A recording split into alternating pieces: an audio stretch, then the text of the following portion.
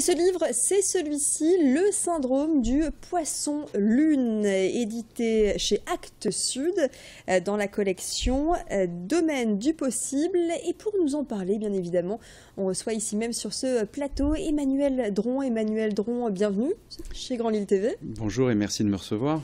Emmanuel Dron, vous avez donc publié Le syndrome du poisson-lune. Avant de parler de ce livre, une petite présentation. Vous êtes tout simplement chef d'entreprise, c'est déjà pas mal. Oui. Du côté de Forêt-sur-Marque, donc du côté oui. de Valenciennes. Vous êtes à la tête d'une entreprise qui fabrique des enveloppes, des mises sous pli, c'est bien ça? Alors oui, nous sommes 114 collègues à Forêt-sur-Marque, juste à côté, entre M et Villeneuve-d'Ascq, tout à côté d'ici. Et nous produisons 2 milliards d'enveloppes de mise sous pli automatique, des enveloppes de gestion, que les clients, les banques, les compagnies d'assurance utilisent pour envoyer des factures ou des relevés de compte. Très bien. Alors vous avez écrit ce livre pour démontrer qu'une autre économie est possible. Laquelle, Emmanuel Dron?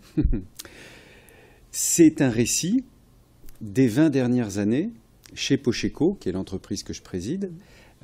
Et chez Pocheco, depuis 20 ans, nous avons mis en place des méthodes de travail qui sont fondées, par exemple, sur la confiance absolue a priori. Et donc, il n'y a pas de hiérarchie. Et il y a un système qui est structuré par un savoir-faire qui est commun et partagé. Mais nous considérons que le système hiérarchique était trop écrasant, trop lourd. Donc le syndrome du poisson-lune, en fait, c'est le choix qu'on a fait de renoncer à l'idée de croissance à tout prix. En effet, le poisson-lune est le seul animal sur la planète qui croît sans discontinuer jusqu'à sa mort. Et on dit aujourd'hui que pour sortir de la crise, il faudrait de la croissance et toujours de la croissance, sauf que les matières premières sont épuisées, que les gens sont épuisés, et que donc c'est compliqué de proposer uniquement comme sortie de crise la croissance. Donc nous, on a choisi un autre système qui est la circularité, c'est-à-dire que les déchets sont des ressources, et on peut aussi utiliser les ressources naturelles, mais celles qui sont renouvelables à l'échelle du temps humain. Et en mettant tout ça en place, on crée en fait une entreprise qui fonctionne sur un mode assez différent, enfin un mode qui est un peu une alternative au grand système classique que l'on connaît. Alors concrètement, chez Pocheco, par exemple à Forêt-sur-Marque, vous avez investi plusieurs millions dans des toits végétalisés, des panneaux solaires. Vous avez renoncé à la clim pour un autre procédé beaucoup plus écolo. Ça passe par des procédés écolos, c'est ça la recette? Oui, enfin... ça, c'est ce que je raconte dans mon précédent livre, qui s'appelait Écolonomie, qu'on trouve toujours sur le site de Pocheco, d'ailleurs. Le fait de faire des choix écolos, c'est pas pour faire le Khmer vert, si vous voulez, de service qui donnerait des leçons à la Terre entière.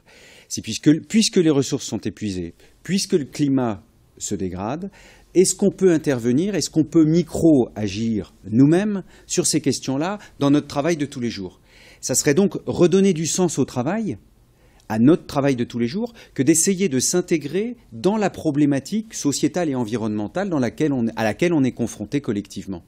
Donc concrètement, ça veut dire qu'à chaque fois qu'on fait un investissement, on réduit la pénibilité des postes, on réduit l'impact de l'activité sur l'environnement, c'est pour ça qu'on a des toitures végétalisées, par exemple. Ça permet d'absorber l'eau, ça permet ensuite de réutiliser l'eau, par exemple pour nettoyer nos outils. Et ensuite, on va nettoyer cette eau souillée dans une bambousette phytorémédiation à l'entrée du site. Donc, on est devenu autosuffisant en ressources hydriques, par exemple. Et tout ça, en plus, a un effet positif sur les finances, parce que ça nous permet de gagner de la productivité. Donc, on est gagnant sur tous les plans, avec cette nouvelle méthode qui est la circularité.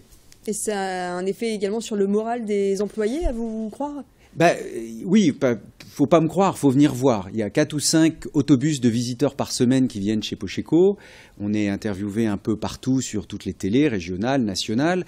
Donc il y a de plus en plus de gens qui veulent bien croire ce qu'on leur raconte. Et dans ce livre, je pourrais rentrer dans les détails pour expliquer comment, en effet, le travail dans ces conditions-là retrouve du sens, comment on redonne du sens au travail et comment, en fait, cet ensemble est assez cohérent.